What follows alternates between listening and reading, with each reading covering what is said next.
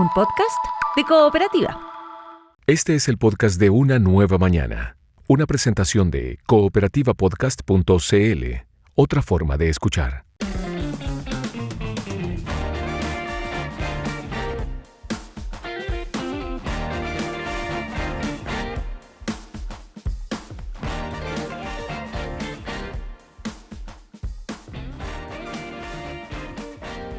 ¿Vamos a clase? Vamos a clase. Sebastián Enaola, presente. Cecilia Presente. Roveretti, presente. Profesor Héctor Vélez, presente. No está. No vino el profesor, recreo largo, nos chiquillo. Nos vamos. Ay, está buena esta. Todos los alumnos presentes y el profesor. Hagamos la lista, Cecilia, y nos vamos. Ya. ¿Te acuerdas de eso? Sí, claro. Deja la lista pegada en el pizarrón. Claro. Y el profesor se indignaba que a veces no pasaban ni 5 minutos y uno hacía llegaba, la lista. claro, no lo esperaba nada. Y él venía a decir, ¿cómo No, si yo llegué y usted ya no estaba? No. O si no, mi universidad estaba en como una lomita, había como una laderita de cerro. Hacíamos la lista, ya nos íbamos bajando y venía el profesor. Claro. Viendo, ¡oh! De vuelta toda la sala. Claro, ¿dónde van ustedes? Vamos a ¿Dónde clase. tan rápido? Ay. A mí, a ver, no, tú eras uno de los primeros en la lista, pues la E. Digamos. Claro, estaba ahí como en el primer tercio, en sí. el primer tercio. Yo estaba al último, con la R. Sí, Ah, R, así Roveretti eso, abajo. Claro, eso me daba más tiempo. ¿Ah? Sí. Llegaba corriendo. Sí, acá estoy. Pero divertía la lista que se firmaba, me acuerdo. Sí. Así, te ponías tu nombre, tu firma y ahí, chao, y te mandabas a cambiar. Ahí está presente el profesor Vélez Mesa. ¿Cómo está, profesor? Sí. Buen día. Buen día, falló el sistema. Sí. No, aquí pura excusa, profesor. Ya estábamos haciendo la lista para irnos. Sí. Allá está. Las malas prácticas. Claro. ¿Viste? Si a los profesores le cargaba esa cuestión de la lista. Claro, las bueno. malas prácticas. Claro. Bueno, no sé qué me pasó, pero a mí Ya. no, pero Pero te estamos escuchando, Te escuchamos. Qué bueno, Es un qué poquito bueno. raro, pero te escuchamos. ¿Se Sí, puede? es medio Un robótico, poquito raro. medio robótico, pero. Oye, pero ya Héctor, está. pero se puede entablar Dime. una conversación. Entablémosla entonces. Eso. A propósito de la pregunta de ¿Tienes Claudia las tablas Silva. por ahí? Claro. Claudia Silva pregunta, dice que le llama mucho la atención esta expresión, ¿no? Entablar una conversación. ¿Está bien, Héctor, esta expresión? ¿Es correcta? ¿Y qué significa? Mira, yo fui al diccionario y busqué qué significa la palabra entablar, el verbo ¿Ya? entablar, que presenta 11 acepciones en el diccionario, y la primera es la única que se vincula al origen de la palabra, que son las tablas. Y dice así: cercar o asegurar algo con tablas, ¿ya? Pero luego, la segunda, el léxico agrega que entablar es también dar comienzo a una conversación, a una batalla o a una amistad. En consecuencia, la segunda acepción de este vocablo tiene connotación figurada, algo así como retórica, más literaria, una metáfora. Ujú. Y por esta razón es correcto emplear con propiedad la frase entablar una conversación. Entonces es correcto. No hay ningún problema, pues, de decirlo. Ya. Lo dice el diccionario y lo permite. No tengo que llevar mi tabla para entablar una conversación. Tienes que andar con la tabla. Pero ahora andamos con un tablet. Bueno, si tú quieres. Si tú quieres. Claro, Que no es lo mismo, pero es igual. Ya. claro. No es lo mismo, por supuesto. Ya, pero está correcto entonces. Check al entablar Claro, la el conversación. tablet viene de tableta. Perfecto. Claro. Ya, ahí quedó claro, Claudia. Recuerda que @BelisMesa en Instagram, ahí le pueden hacer las preguntas a Héctor y él las trae después acá a Una Nueva Mañana en Cooperativa. ¿Cómo lo hizo Ricardo Urrutia? Que nos pregunta por la expresión que yo al menos no la había escuchado. La expresión binge watching, es un anglicismo. Nos cuenta que la ha Sí. empezado a escuchar los lunes a retomar el trabajo en la oficina en personas que cuentan que no salieron de la casa y que se dedicaron al binge watching. ¿Qué sería eso? Ay, qué sofisticado. Binge-watching. Watching, claro. El binge watching literalmente significa atracón de observaciones y alude a las series de televisión. También se le denomina maratón de series o Pero maratonear. así las conocemos nosotros. Ay, Pero pero ¿por qué se no está dice me usando el dediqué a binge maratonear watching. y listo? Pues. Binge watching. Estuve en Ay, lugar, qué claro. exótico. Sí. A ver, binge significa consumo excesivo Y esta expresión y la otra tiene que ver watching, que es de observar, de mirar. Claro, y esta expresión inglesa alude a la práctica de ver varios episodios seguidos de una serie de televisión o contenido audiovisual también, también calza. Y esto se lleva a cabo en una sola sesión, usualmente a través de las plataformas de streaming. Que esto es lo que se puede hacer ahora, porque antes no, había que esperar. Había que esperar la semana siguiente, el mes siguiente. Yo empecé con las seriales en el cine, mira lo antiguo que soy. Llega el domingo y te dan la serial, entre película y película, eran 2 películas y al medio estaba la serial. Y tú tenías que volver para saber cómo seguía. A mí me gustan las maratones y los binge watching, debo decirlo. Claro. Pero debo admitir que el romanticismo de ver todos los martes la serie y esperarla toda la semana también es bonito. Pero se pasó eso, porque ahora tú tienes, como tienes, ya sabes que puedes. E incluso cuando sale una nueva serie, la televisión nacional no ha pasado. No, sí. Eso no. Eso no, es con las series, no con las teleseries. Claro, y ojo que las plataformas también tienen la modalidad al respecto. Hay algunas series que no te las dan todo al tiro. Sí. No, pero tú puedes esperar a que termine. ¿Qué es lo que hago yo? Es decir, empiezo una serie y demoran 2 meses en transmitirla. Yo espero los 2 meses y cuando están los 8 capítulos, ahí recién las veo. Ya. Yo el sábado hice binge watching con Alex Cross. Yo lo hice ayer. ¿Con qué? ¿Con qué? Yo lo hice con Alex Cross. Ya. ¿Y tú? Con Amor y Muerte. Amor y Muerte, ¿no? Se puede hacer. Pero hay una cosa que me está molestando. ¿Qué? Es que hoy día tú ves los 8 capítulos y el último que ha continuado. Y tienes que esperar 1 año. Ah, claro. Para la segunda temporada. No, la mía empezó y terminó en los 8 capítulos. No, sí, eso está bien. Y la recomiendo porque es una producción basada en un crimen real. Mató a su mejor amiga con un hacha después de ser la amante de su marido. Pero no es así tan corto bajo. Y me voy a verla. No, ¿En qué streaming? En Netflix. Netflix, ya para allá me voy, así que los dejo. Que está chao. Muy buena.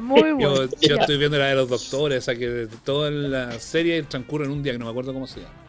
Ah, ya. ¿The Pitt? The Pitt. Ah, muy bueno. Está de modísima además. Sí. Bueno, veo que somos varios lo que hicimos ayer. Es que ayer estaba para eso, con ese día nublado y binge watching. Ahora, sigamos con las expresiones. ¿Cuál es la ley de Hunt? ¿Qué promueve? Este enunciado lo leyó Ada Ramírez, dice en un diario. ¿Con J? Sí. Con J. En una entrevista, alguien decía que quienes gobiernan o están en el poder siempre deberían tener presente la ley de Hunt. Y ahí quedó. Dice, ¿qué será esto de la ley de Hunt? Mira, alude a un código cultural no escrito, típico de los países escandinavos, que promueve la igualdad y la humildad colectiva, sobre todo la humildad colectiva. Desaprueba el individualismo, la arrogancia y la presunción de ser el mejor que los demás. Y fue popularizada por un escritor danés, Axel Sandmoes, en el año 1933, para enfatizar la cohesión grupal y la moderación en el éxito, y para que nunca alguien se crea que es superior a sus semejantes. Y está inspirado en ideas de Freud. Hante es una ciudad ficticia, y recuerda un proverbio japonés que dice así y que me gustó mucho: el clavo que sobresale recibe un martillazo. Ya. Claro. Eso es. Pero sí, yo creo que tiene que ver con lo que ocurrió en Hollywood. Chalamet. Sí, pues Chalamet. Aquí, en algún minuto se puso por sobre todo el resto y le llegaron varios lo que no martillazos. había que hacer. Y le llegaron varios martillazos. Claro. Esa es la ley de Hunt, por eso que de ahí viene la pregunta. Ya. Está bueno el concepto. Él no la conoce. Está bueno el concepto, sí, como concepto, sí. Vamos a empezar a usarlo. Además nos dará un toque así medio... Ay, que sabe este cultural. Gallo. Claro. Sí. Lo aprendí con el profesor Héctor Luis Mesa, voy a decir. Sí. Ya. Oye, tengo otra. A ver. La de Gilda Maturana. Ella nos manda la pregunta. Dice que ¿qué significa la palabra autolítico? Este vocablo lo escuchó, dice, en una conversación donde pronunciaron esta palabra con preocupación. Ya. En este caso alude al pensamiento autolítico, que tampoco yo lo reconozco que no la había escuchado y no la conocía, o también a la obsesión autolítica, pero después que la conocí dije, no vaya a hacer cosas que uno ande por lo mismo. Es decir, son conductas vinculadas al suicidio. Son pensamientos, planes o fantasías que alguien tiene sobre cómo quitarse la vida. Y esta palabra halla su origen en una voz griega que significa autodestrucción. Pero explican que en sus orígenes solo aludía a la descomposición o autodestrucción de los tejidos orgánicos. Y esta palabra figura en el diccionario. Y yo me doy cuenta que indudablemente hace alusión a otras enfermedades, como el caso de la lepra, por ejemplo, donde prácticamente se autodestruye el organismo. Pero hoy día se usa en el tema del suicidio. Eso es lo autolítico. El pensamiento autolítico es el pensamiento de una persona que de repente piensa mucho en este tema. Idea suicida. La idea suicida. Se llama autolítico. Perfecto. Sí. Esta es una pregunta, es una palabra bonita la de ahora. ¿Qué significa la palabra noctiluca? Pregunta Horacio González. La leyó en los diarios, dice, y que alude a un fenómeno que hace ver una luz azul en el mar en la noche. Es precioso eso. Y que ha ocurrido en Caldera. ¿Por qué Sí, yo creo que cuando las noticias. Me sonó que era cuando uno de mis hijos me pide plata en la noche. No. Noctiluca. No. Ah, claro, Lucas para salir en la noche. Noctiluca. Claro. Sí. Ay, sí. ya, no, yo más poética fue mi... Claro, es más poético como el diccionario, que claro, es poético también en este palabra, caso. Sí. Claro. Es la luciérnaga, la noctiluca. Es la luciérnaga en primera acepción, esa es la noctiluca. Pero también es un protozoo marino, que es el que alude a la pregunta, que produce fosforescencia y que se percibe en la noche, en el agua, cuando está oscuro y uno mira, ve una fosforescencia en el mar, ahí es que están las noctilucas. Y en la zona de Caldera y Bahía Inglesa se han reportado la presencia de bioluminiscencias en el mar que generan este fenómeno inusual y llamativo, el de la noctiluca, que significa la que luce de noche, literalmente la palabra. Como la luciérnaga. Muy bonita la palabra, por eso sí, Cecilia lo dijo, que le partió bonita, diciendo que le gustaba. Sí, me encanta. La que luce de noche. Ya, quedó claro. Y ahí esto en el mar, allá en Caldera, mira, está para ir a verlo. En Caldera y Bahía Inglesa, sí. Me ha tocado verlo muchas veces. Sí, yo lo he visto también. Sí, bueno. Pero en otros países, en el mar, allá, Están viajando. Ya, ¿sabes dónde lo vi? En Grecia. En Grecia. Ay, claro. Yo lo vi en Grecia también, con campo de deporte. No, yo lo vi en Iloca nomás. En Iloca. Bueno, sigamos. Nunca más volví al mar. Esta yo la encuentro rarísima y no la había escuchado. La de que pregunta Camilo Vilches, dice, ¿qué es la gota malaya? Esta expresión dice que la ha escuchado más de una vez en conversaciones en su trabajo. Y de tanto escucharla le entró la curiosidad por saber qué significa. La gota malaya. Claro, lo más increíble que tiene esta pregunta es que la expresión gota malaya está en el diccionario. En el diccionario. Pero cuando uno la busca, se lleva una sorpresa, porque la definición, la gota malaya es la gota china. Sí, queda muy igual. Queda muy igual. ¿La gota aquí? Por eso te dije, China. La gota china, claro. ¿Esa que tortura? Exacto. Sabía Roberto. Mira, que viene una película, eso sí. La gota china, que ahora le llaman la gota malaya, y esta expresión fue incorporada hace poco al léxico y alude al tormento que consiste en dejar caer gotas continuamente sobre la cabeza de una persona, pero en el mismo punto. Y en el habla cotidiana es decir que algo es como una gota malaya, y alude a la insistencia significativa y machacona de alguien por conseguir algo. Alude a las personas que piden algo una y otra vez y la consiguen por cansancio. Profesor, ¿podríamos decir que el hincha pelotas? Es un hincha pelota el que aplica la gota malaya. Ahora no sé por qué diantres pasaron de chino a malaya. Eso no lo explica el diccionario. Porque sí, la gota china, el suplicio de la gota china, uno la primera vez que lo escuchó y era chico, que esa noche no durmía uno. Claro. Yo pensaba, me imaginaba eso, lo encontraba atroz. Pero bueno, ahí está, la gota malaya, pero queda clarito entonces. Queda claro. Bueno, Marcela Villanueva pregunta si está normada la definición de la expresión palabras mayores. Dice que esta frase la escucha mucho en los debates electorales, por ejemplo. Sí, ¿Cuáles son claro. en realidad las palabras mayores? No, realidad. no todos usamos. Es divertido porque dice, pues, no, esas son palabras mayores. pero ¿ah? uno también la usa, Ah, Sebastián, a veces. No, sí, esas sí. son palabras mayores. Sí. Sí, se usa en el lenguaje cotidiano.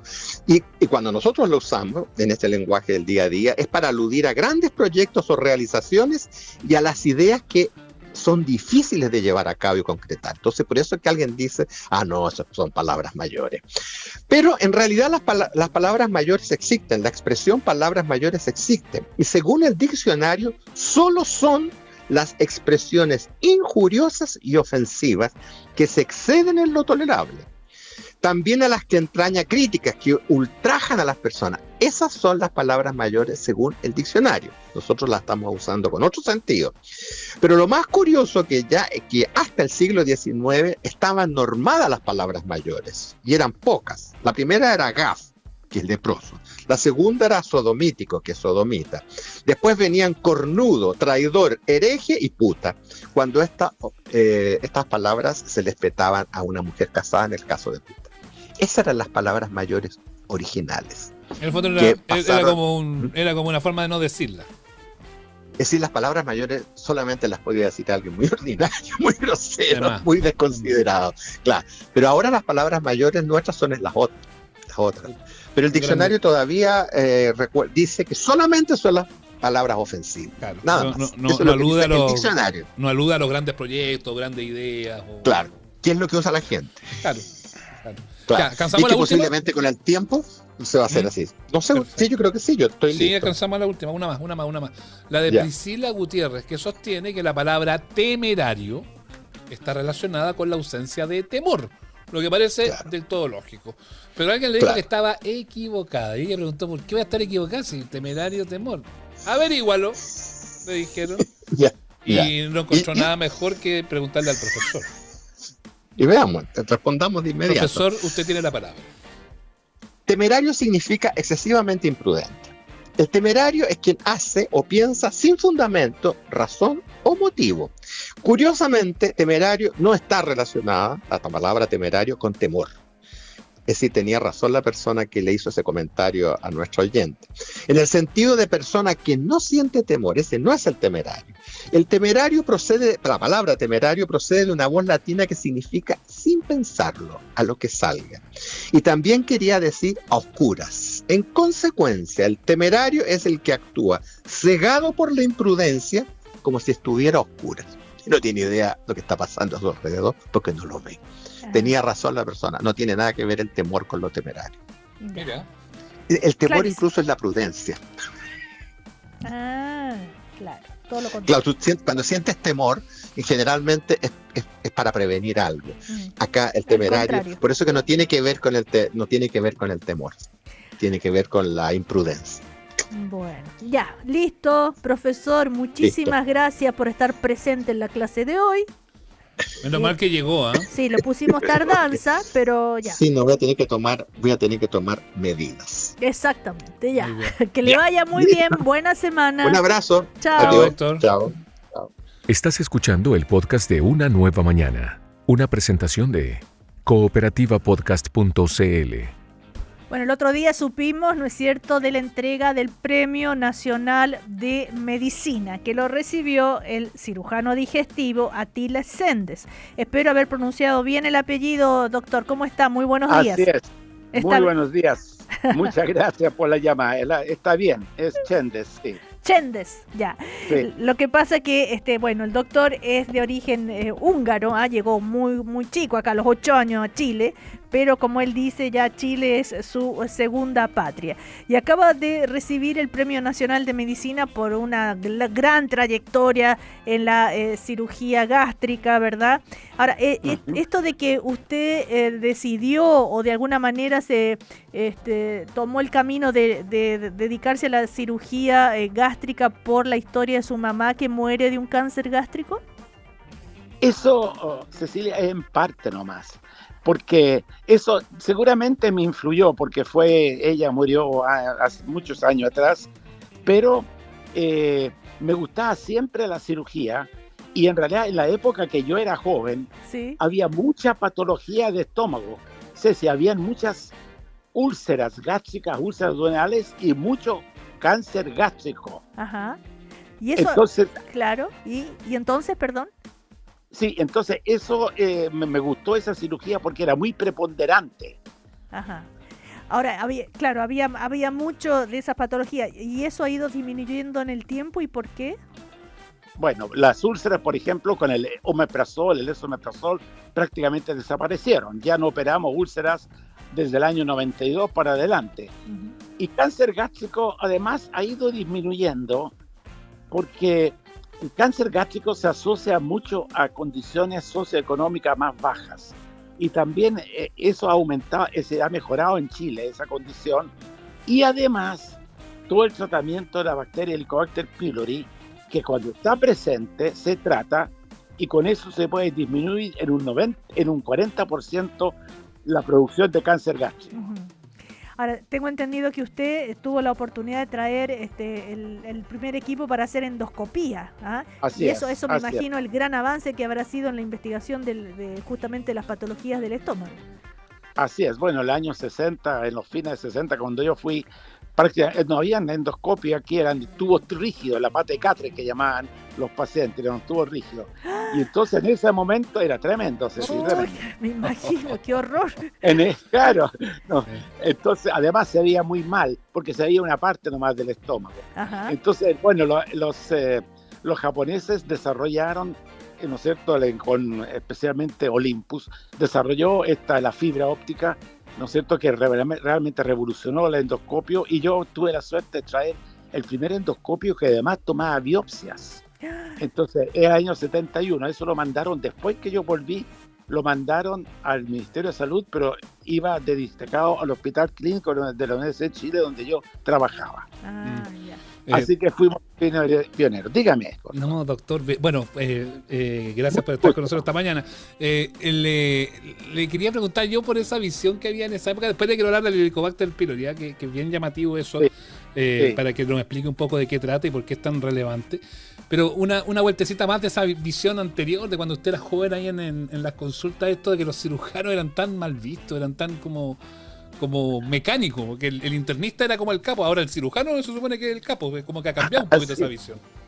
Así es, a mí siempre eso me preocupó y me molestaba un poco de que los internistas en esa época, el año 50, 60, realmente se creían superiores a los cirujanos, porque los cirujanos parecían como extirpadores de órganos.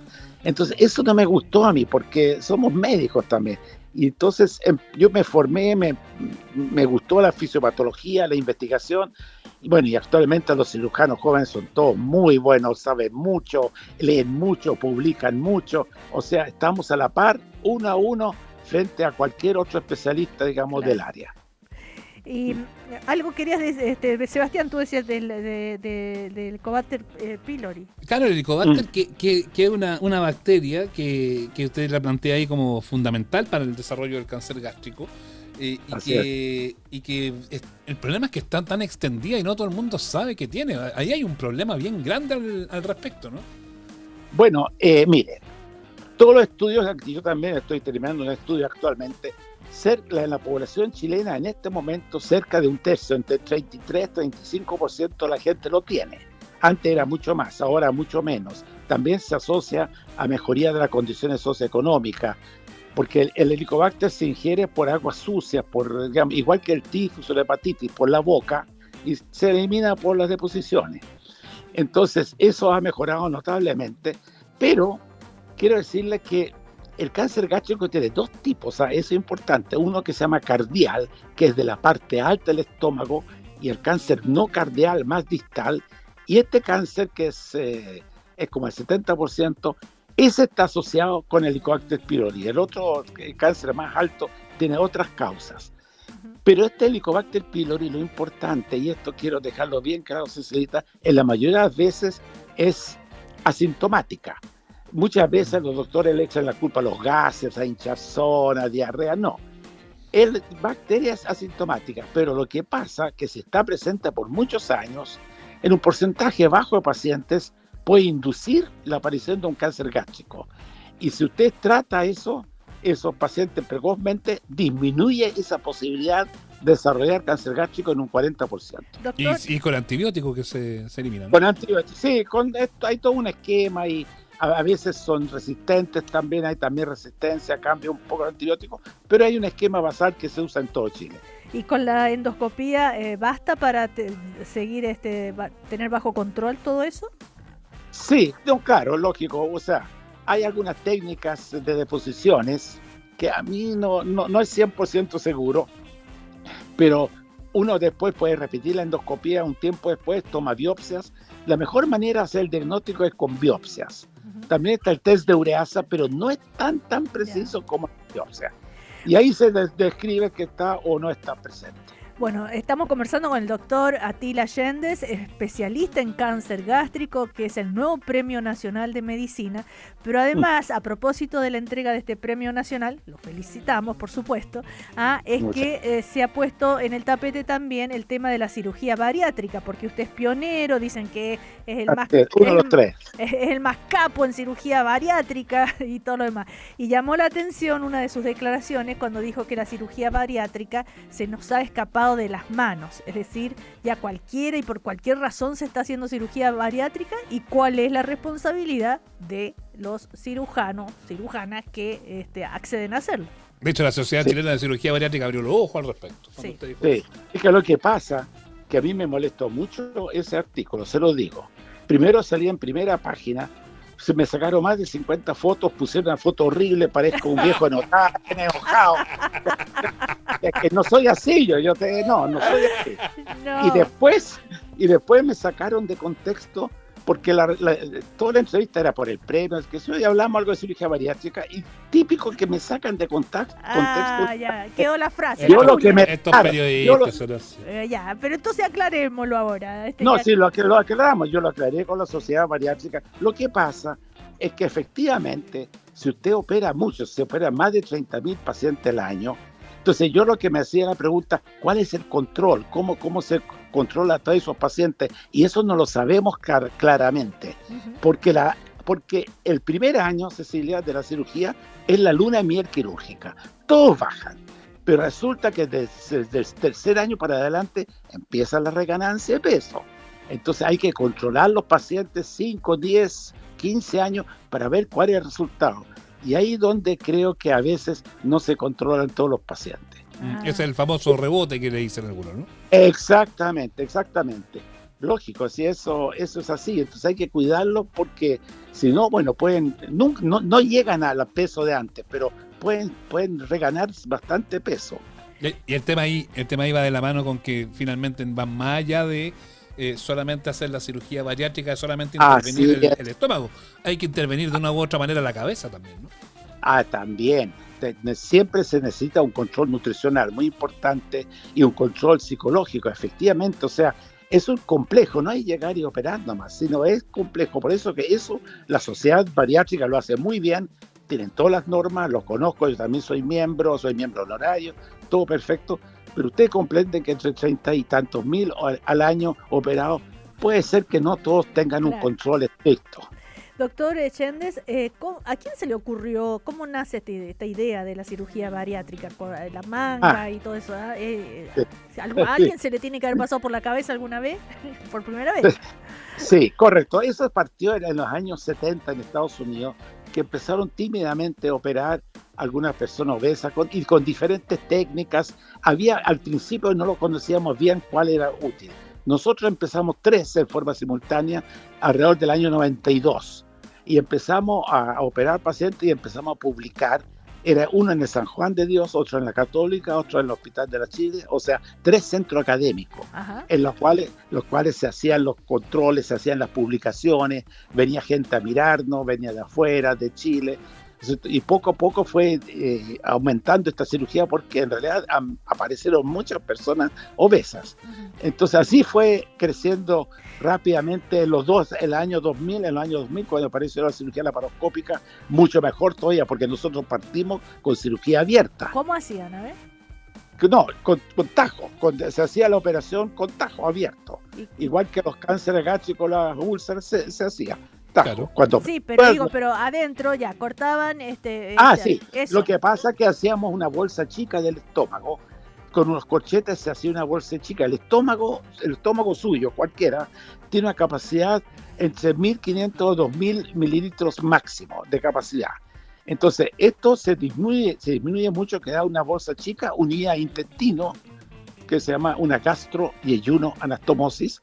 Pero al principio nosotros no sabíamos qué tamaño de estómago había que dejar claramente, qué largo intestino se usaba. O sea, todos fuimos aprendiendo, ¿no es cierto?, haciendo trabajo y controlando a los pacientes. Ajá. Y así como se fue perfeccionando Se fue perfeccionando, después apareció la manga, Claro. que a mí personalmente no soy muy pro manga, porque creo que el bypass gástrico logra, y esto está probado, significativamente mejores resultados a largo plazo. Estoy hablando a 10 años o más plazo. Hagamos la diferencia entre el bypass gástrico y la manga. Bueno, en la manga gástrica se deja más estómago, porque se secciona en forma de arriba para abajo, creando un tubo. Crea un tubo gástrico que tiene una capacidad aproximadamente, puede ser de 100 mililitros. En el bypass gástrico queda un pouch, una bolsa gástrica de cerca de 30 a 40 mililitros, chica, Ajá. unido al intestino. Entonces, como digo, la ingesta es menor con el bypass gástrico, pero los controles metabólicos, por ejemplo, la diabetes, la hipertensión y la dislipidemia, son mejores con el bypass gástrico a largo plazo que con la manga. Claro. Ya, eso es bueno también que haya educación al paciente a la hora de Claro. tomar Ahora, la decisión a la hora de una u otra cirugía. Claro, la manga tiene buen resultado en pacientes que no son muy obesos. En los pacientes con obesidad grado 1, que se llama, que tiene patología asociada, por ejemplo, mucho, si tiene diabetes también sirve, pero en esos pacientes que no son tan obesos, la manga puede ser útil. Pero cuando sobre 35 de masa corporal, los resultados del bypass gástrico son mucho mejores. Estamos... Oiga, ¿y cómo lograr, doctor, que no sea esa luna de miel y nada más, que la cosa dure más allá de esto que hablamos de una intervención mayor y de cambiar las normas? Porque es un ejercicio complejo para el que está acostumbrado a tener una mala alimentación y que ha tenido toda una mala alimentación. Cambiar de un minuto para otro es como bien duro, además, Yeah. más allá de la cirugía y de perder el peso propiamente. Claro, es que por eso que antes de operarse tienen que hacerse una evaluación nutricional y psicológica muy completa. Por ejemplo, nosotros siempre evaluamos por 3 meses antes cuál es la respuesta, y se ve que si antes de operarse, si el paciente baja de peso algunos kilos, los resultados son mejores que aquel paciente que no baja nada con una dieta especial antes de la cirugía. Por eso es que es importante educar a los pacientes, controlarlos. Es complejo porque son muchos pacientes, hay que controlarlos, es una labor importante. Estamos conversando con el doctor Atila Allende, cirujano digestivo, que acaba de recibir el Premio Nacional de Medicina. Su aporte a la medicina chilena y a la cirugía es, sobre todo a nivel gástrico, ¿no es cierto?, es importantísima, reconocido a nivel internacional también. Sí, doctor, y a propósito de esto de la cirugía bariátrica, ¿es verdad que mucha gente se la hace solo por razones estéticas? ¿A ese extremo hemos llegado? Bueno, yo ahí no sé, porque nosotros nunca hemos operado por razones estéticas. Nosotros en la Universidad de Chile, ¿cierto?, con los protocolos, nunca. Pero fíjese que ese dato lo desconozco yo, porque yo no conozco. Lo que pasa es que el 90% de la cirugía bariátrica se hace en clínicas privadas. Sí. En el sistema público se hace poco. Entonces, ahí hay que tener un control muy importante localmente. Cada uno tiene que tener su grupo, discutirlo, verlo, pero esa parte no la conozco, no le podría decir. Oiga, doctor, ¿y qué visión tiene usted de los nuevos tratamientos que se han conocido? El famoso Ozempic, por ejemplo, que está muy extendido, sí. que además leí el fin de semana además que ya la patente la perdieron en el laboratorio, es decir, se va a hacer mucho más masivo y popular porque va a bajar de precio con los bioequivalentes. Esto apareció hoy que ya la India está empezando a fabricar y distribuir a mucho más bajo costo que el que tiene hoy. ¿Cómo ve usted esta visión que para muchos también se abrió como una oportunidad de una fórmula alternativa, como pasarle el quite a la cirugía? Bueno, efectivamente esos medicamentos son bastante efectivos, el semaglutide, que es el Ozempic, y un tirzepatide que va a llegar muy luego. Realmente son muy buenos. El problema es que son caros y hay que estar con tratamiento permanente. Si usted lo deja, viene un efecto rebote. ¿Se fija? Entonces, todavía no tenemos resultados a largo plazo. Tampoco hay estudios, claro, y tampoco hay estudios prospectivos randomizados, o sea, aleatorios, comparando cirugía versus estos medicamentos. No se ha hecho. Pero como digo, el problema es que, y tienen también, como toda cosa, un lado B. Tiene algunas complicaciones. Todo tiene un lado B, ¿no es cierto? Y que hay que evaluarlo. ¿Cuál sería? Bueno, hay problemas, por ejemplo, en algunos casos pancreatitis aguda. Ha habido algunos casos. El mecanismo que actúan estas sustancias es básicamente enlentecer el vaciamiento gástrico. O sea, la comida queda más tiempo dentro del estómago y usted no pierde el hambre, o sea, no tiene hambre. Pero usted come mucho en la noche y se acuesta, puede tener reflujo y se puede meter a los pulmones. O sea, puede aspirar a los pulmones. O sea, tiene unos casos. Doctor, por último, ¿cuál es, digamos, la enfermedad más frecuente en torno al estómago y todo aquello, de mayor prevalencia en Chile? La mayor prevalencia, Cecilia, es la patología de la colecistolitiasis, o sea, los cálculos de vesícula. Nosotros operamos en Chile cerca de 65.000 pacientes al año de eso. Eso es lo más frecuente. ¿Y por qué? Ay, bueno, ahí ya es otro tema. Las mujeres chilenas, estudios de la Universidad Católica muy buenos hechos, muestran que el hígado de las chilenas produce más colesterol que lo normal.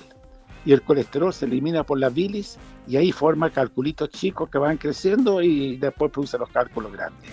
Pero eso es, cuando te dicen hay que operarte la vesícula, es como pan comido, eso es menor. Así es, así es. No Eso es es lo bueno, problema. que la cirugía es muy, muy efectiva ahí. Es realmente espectacular, así que eso no es problema. Pero eso es la patología más frecuente. ¿Y alguna que le preocupe más? Eso, proyectando para el futuro. Bueno, me preocupa el aumento de la oncología, esa de los cánceres digestivos, especialmente ha aumentado mucho el cáncer de colon y el cáncer de páncreas mucho. Eso es muy importante. Aumenta también, fíjense, la cirugía geriátrica. En este momento estamos operando pacientes de 85, 90 años, o incluso patología de hernias o vesículas de mayor de 90 años.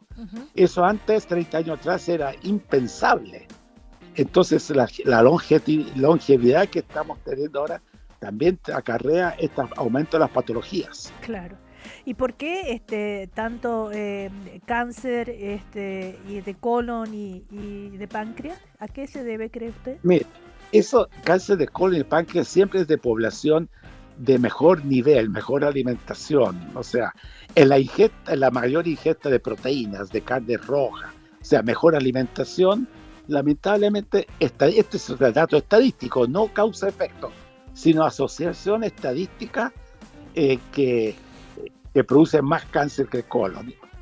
Mire qué paradoja, porque las condiciones socioeconómicas bajas producían más cáncer gástrico. Exacto. Y esto, la condición socioeconómica más acomodada, más cáncer de colon. Con el colon y de páncreas, claro. Entonces, ¿qué tenemos que comer para no tener este problema? Ay, bueno, es que Dios nos castiga también, o sea, por comer demasiado. Pues. Pero todo lo rico hace mal, pues. Claro, el otro cáncer que, fíjense que desapareció, casi disminuyó mucho el cáncer de esófago. Yo 30, 35 años atrás había muchos cánceres de esófago, que también era de gente de recursos bajos, y ahora prácticamente vemos muy poco cáncer de esófago. ¿Y eso por qué, doctor? ¿A qué lo atribuye? También se relaciona con la mejoría de las condiciones socioeconómicas de la población. Come mejor. Come un poquito mejor, más limpio. Así es. Ya.